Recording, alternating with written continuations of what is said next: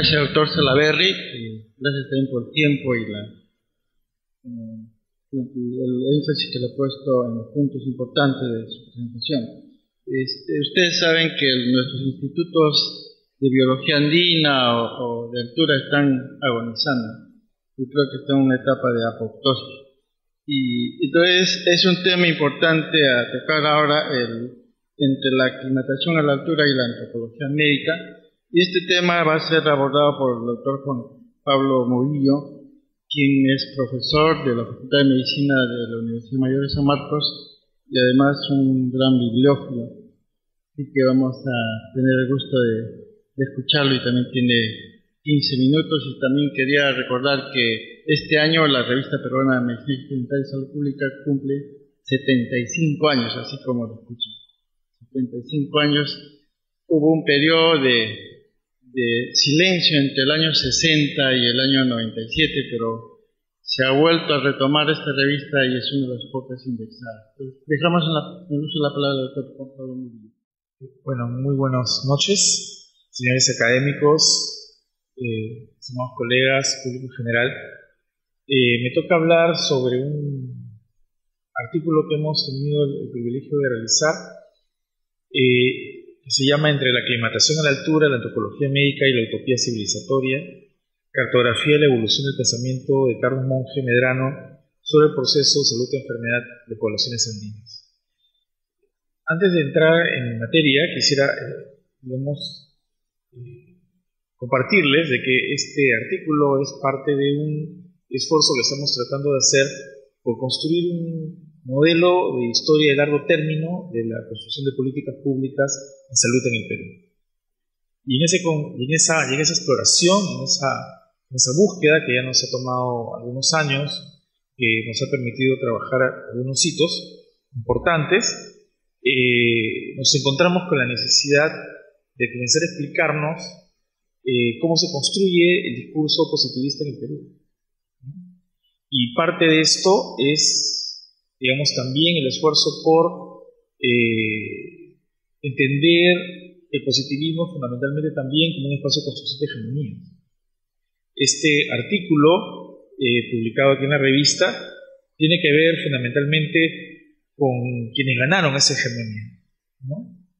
Voy a hacer un breve resumen de ese proceso. Sin embargo, también vamos a publicar en Anales de la Facultad un artículo de la historia de los vencidos también, ¿no? Entonces, este es parte de un proceso que en realidad es un profundo diálogo y un profundo descubrimiento y reconocimiento de lo que es nuestro campo académico e intelectual en el campo de la salud pública. Entrando en materia, Carlos Monge Medrano, sin lugar a dudas, es uno de los más importantes científicos peruanos del siglo XX. Y su contribución al desarrollo de la investigación médica y el carácter central de la construcción de una tradición médica nacional ha sido extensamente estudiada en el país. Sin embargo, existen pocas aproximaciones para analizar las contribuciones de Monge en términos de plantear, en clave de Ludwig Fleck, un estilo de pensamiento que configuró un colectivo de pensamiento que tuvo la hegemonía en el escenario investigativo peruano durante la primera mitad del siglo XX. En ese sentido, nosotros postulamos de la forma como se construyó el paradigma propuesto por Monge, las tensiones producidas desde varias corrientes alternativas y la forma como se resolvieron dichas contradicciones fueron centrales tanto para el desarrollo posterior de distintas disciplinas científicas como para sus distintas expresiones institucionales en el Perú. Entonces, el objetivo en general del artículo que ustedes van a tener oportunidad de leer es un poco describir cómo se van desarrollando las ideas de Monge y cómo se van desplegando en el marco de los debates sobre las condiciones de vida de la población indígena durante la primera mitad del siglo XX. En términos generales, es importante entender que el enorme éxito científico del descubrimiento de la enfermedad de los Andes, tal como lo ha descrito Marcos Cueto, le permitió a Monge construir un relato que le permitió situar sus hallazgos en el núcleo duro de la tradición médica peruana, planteando una línea de continuidad con el pensamiento de Hipólito Unanue, que está detrás de esa pantalla, ¿no? Ojalá que lo pudiéramos subir de repente, ¿no? Pero una de las cosas que Monge hizo muy hábilmente es plantear, digamos, su pensamiento en términos de medicina de altura, como una continuidad con el pensamiento de Hipólito Unanue al establecer la centralidad del determinismo climático para entender la vida y la enfermedad, de cómo el hombre andino es un producto de su medio ambiente y que este determinismo climático constituye el corazón conceptual de la Escuela Médica Peruana. Este elemento es un hito en el desarrollo del paradigma de determinismo climático propuesto por Monge, sino que además le añade una carga simbólica al unirlo a la tradición de pensamiento clásico de Unanue y por lo tanto añadirle un sentido de identidad de un colectivo médico nacional. Eso es importante porque en realidad la lectura que hace Monge Medrano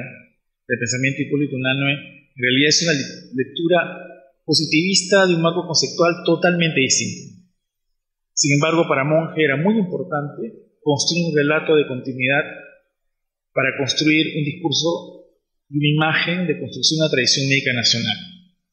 Esto se reafirma en la segunda Conferencia Panamericana de Eugenesia y Biocultura, realizada en 1934, donde Monge expande la amplitud de su paradigma al señalar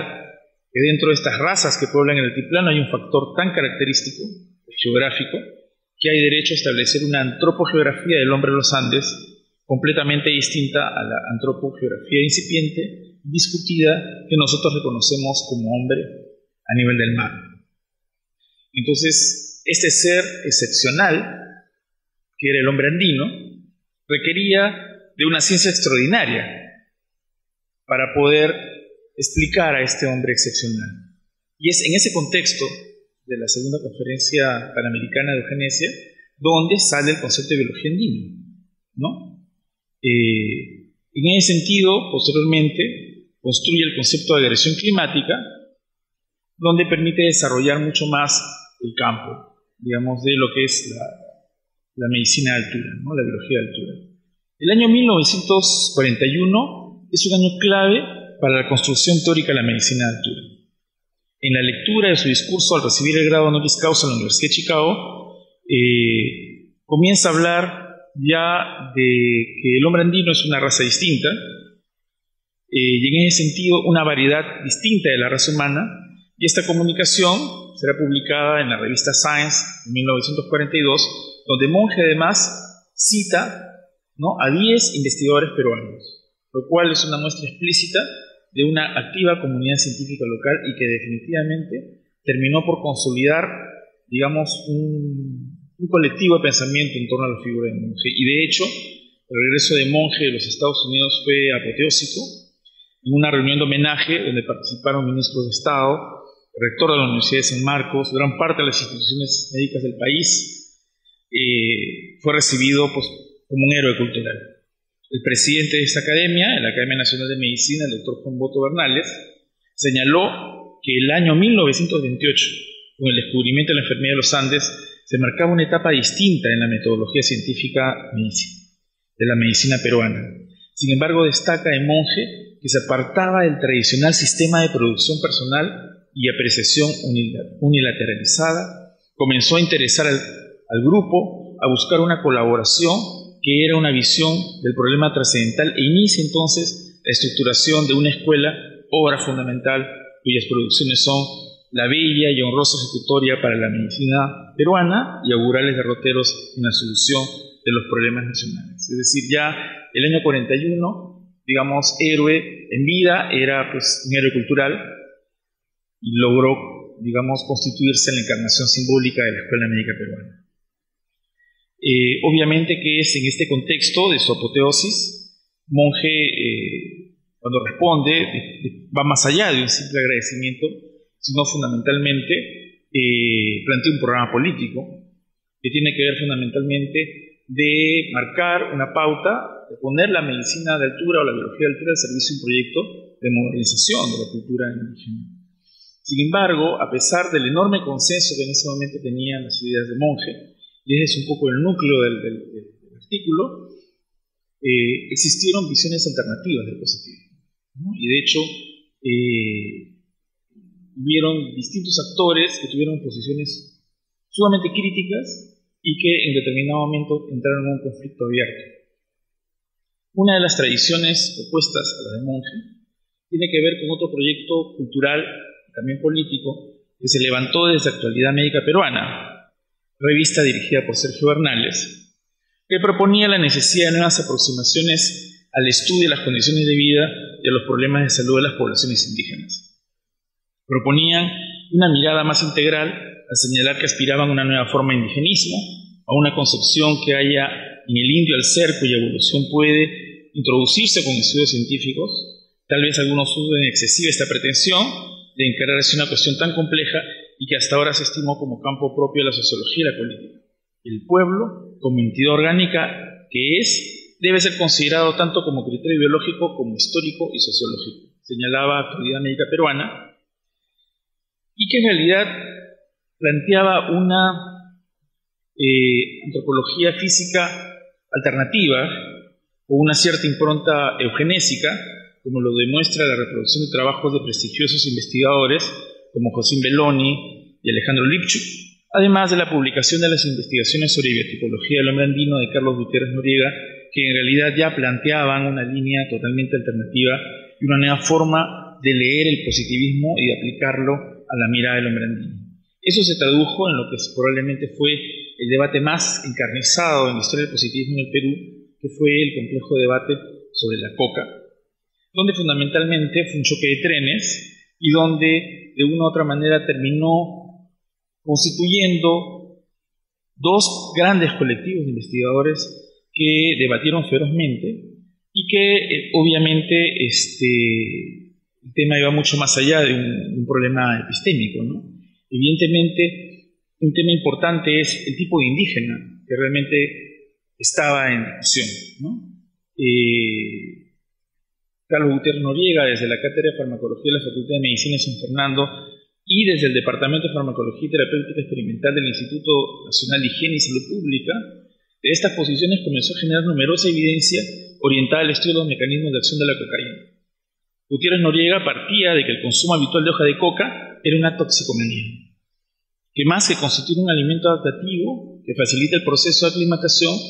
el consumo fue un proceso histórico asociado al trabajo intensivo y a la explotación de los indígenas en el campo, en las minas, ¿no? En términos generales, mostraba evidencia del impacto potencial negativo para la salud y consideraba el consumo de hojas de coca debía ser considerado como un importante problema de salud pública, estimando 1 millón de personas afectadas por el problema. Obviamente que este choque de trenes no tardó en ocurrir. Evidentemente, Carlos Monge tuvo posiciones muy críticas a esas ideas y fundamentalmente no solamente fue un problema epistémico, sino también un problema de construcción de hegemonías. Detrás de esta discusión existía también la posibilidad de tener nuevos espacios investigativos. Ya teníamos una gestión en el decanato de la facultad, como es la de Sergio Bernales, donde se planteaban nuevos institutos de investigación, uno de ellos el de Farmacología y Terapéutica Experimental, con el que nos llega a la cabeza, donde ya comenzaban a desplegar sus propias investigaciones respecto al hombre andino, distintas al Instituto de Biología Andina, y además también habían proyectos políticos detrás de esas circunstancias. Lo cual generó un problema sumamente complejo de conflictos. En el artículo relatamos básicamente este choque de trenes, que además tuvo varios actores, ¿no? Porque hubo un sector que desde la medicina social tuvo una posición crítica del debate, ¿no? Por ejemplo, un ejemplo, no fue el único, fue Max Kuczynski, que en su obra escrita con Carlos Enrique Pasoldán, Disección del indigenismo peruano, deslindó con ambas posiciones en disputa. En ese sentido, rechazó entrar en cuestiones fisiológicas o toxicológicas o de experiencias de laboratorio, reconociendo a todas ellas como condiciones que simplifican la realidad, optando por la observación del cocainismo como una realidad social y, por lo tanto, de la problemática de determinados grupos afectados por una exclusión severa asociada por un modelo de economía agraria basada en haciendas, cuya alta rentabilidad se obtenía a partir de indígenas en situación de siervos de la gleba, explotados en condiciones de cocainismo y alcoholismo severo, descritos como valles de coca y aguardiente, ¿no? Desde esa perspectiva, Kuczynski pensaba de que el problema debía ser solucionado convirtiendo a las poblaciones indígenas en ciudadanos, integrándolos a un piso de protección social. En el punto más álgido del debate, Kuczynski estaba diseñando un modelo de operación para llevar la salud a las poblaciones indígenas. Los acontecimientos, digamos, políticos, llevaron esta discusión a mayores. Digamos, la rebelión aprista en la base naval del Callao del año 48 y el posterior golpe de Estado de Odría generó un realineamiento de fuerzas que finalmente terminó por construir la hegemonía a favor de las posiciones de Monge. De hecho, a pesar de que el debate continuó después del golpe de Estado, este cambio y correlación de fuerzas tuvo algunas consideraciones bastante duras. Por ejemplo, Gutiérrez Noriega tuvo que presenciar el cierre de su laboratorio en el Instituto Nacional de Higiene, lo cual él denuncia incluso en una revista internacional como América Indígena, además de señalar el castigo y la persecución que recaen en este caso sobre quienes se atreven a señalar los graves efectos tóxicos de la droga, ¿no? Otro de los actores de este debate, Kuczynski, terminó en el frontón, pero evidentemente este fue un debate bastante duro, más aún en el contexto de que en marzo de 1949 se constituyó una comisión de expertos de las Naciones Unidas para los efectos de la hoja de coca, y como era de esperarse, ya en este marco de políticas globales, ese fue un nuevo escenario de confrontación que de una u otra manera le dio la razón a Gutiérrez Noriega. Las posiciones de Monge fueron claramente criticadas en el marco de ese debate. Sin embargo, los hechos políticos jugaban a favor de Monge, que fue nombrado en el año 1951 director del Instituto Indigenista Peruano y posteriormente codirector del proyecto Perú Pobre, ¿no? Fundamentalmente para conducir un proceso para programas de aculturación del Instituto Indigenista, y que fundamentalmente estaban detrás de un proyecto civilizatorio. En términos generales, ¿qué nos deja esta discusión, ¿no? Que finalmente enfrenta a dos construcciones del indígena, una construcción como la de Monge, que viene del indigenismo idílico de los años 20, y digamos un indio que viene fundamentalmente de la experiencia del APA rural de la década del 20, ¿no? Donde se plantea una reacción contestataria a las condiciones de explotación de los indígenas alcoholizados y adictos a la coca que trabajaban en las haciendas cañeras del norte. Es fundamentalmente estas dos construcciones que entran en colisión, y también los proyectos políticos que están de una u otra manera detrás de ello. Fundamentalmente, la construcción de la hegemonía se dio en función de la victoria de las posiciones de Monge, y eso se traduce muy simbólicamente en un artículo del año 1957 denominado Antropología y Medicina, que es fundamentalmente la historia de los vencedores, ¿no? Carlos Monge intenta escribir la memoria y el canon de la antropología médica peruana, excluyendo explícitamente a Carlos Gutiérrez Noriega, a Mas Kuczynski y a Luis N. Sáenz, que fueron, digamos, sus principales críticos en el campo del positivismo. Ello refleja la forma en que terminó este debate, con un empate catastrófico, donde no solamente perdieron todos, sino fundamentalmente perdió Perú. Para el año 1949 era claro que la discusión del nuevo Estatuto Universitario de San Marcos, que la visión de la gestión de Sergio Bernales de una facultad de medicina con 3 institutos de investigación, Altura y Biología Andina, Medicina Social y Farmacología Experimental, era parte del pasado. Kuczynski ya estaba desvinculado de la Facultad de Medicina, y los programas de inclusión sanitaria orientados a poblaciones indígenas, fruto del trabajo de una década, habían sido desactivados. Asimismo, las investigaciones sobre cocaína habían sido paralizadas dado el cierre del Laboratorio de Farmacología Experimental del Instituto de Higiene y Salud Pública, a lo que siguió la temprana desaparición de Gutiérrez Noriega en un oscuro accidente automovilístico en Europa en 1950. Toda la vorágine investigativa en torno al hábito de la coca, de su contexto médico-social, desapareció en un contexto de la hegemonía de las líneas investigativas del Estado, sin mayor punto de encuentro con el mundo social, y el escaso margen de maniobra que tuvo Monge posteriormente como director del Instituto Indigenista para desplegar nuevas investigaciones en torno a su idea. Finalmente fueron las decisiones de la política global y el proyecto civilizatorio del Ocheneo de Odría, funcional a estas ideas de política global, las que dieron por cerradas una de las mayores controversias científicas de la historia investigativa peruana del siglo XX. ¿Qué nos deja todo este recuento de encarnizados debates, de profundos desgarramientos institucionales y de oportunidades perdidas? Reflexionando desde el ámbito de la salud pública, considero que muestra el germen de una cultura de fragmentación y desacumulación profundamente enraizada en nuestra comunidad académica y en nuestras instituciones en general. Una enorme incapacidad para escuchar al otro, para establecer puentes entre distintas posiciones, una falta de vocación para la acción colectiva, asociada a una cultura autoritaria de lo que Marcos Cueto denominó como esa vocación para volver a empezar, lo que nos conduce finalmente a una incapacidad para poder generar consensos respecto a grandes políticas públicas, lo que nos deja cada vez con menor capacidad de decisión respecto a un escenario de políticas globales, en un mundo cada vez más interdependiente, donde nuestra fragmentación nos hace vulnerables a la introducción de modelos y soluciones que vienen de otros centros de decisión y que no recogen las verdaderas necesidades y expectativas de la sociedad peruana. Si algo podemos rescatar de este debate es la necesidad de imaginar una forma alternativa de diálogo y escucha que nos pueda constituir en una comunidad académica nacional. Paso necesario para iniciar, como decía el recordado filósofo sanmarquino Juan Abugataz, ese enorme esfuerzo de sueños y voluntades para constituir en el Perú, en esos tiempos grises, una modernidad republicana indispensable para enfrentar los enormes retos que nos plantea el siglo XXI. Muchas gracias.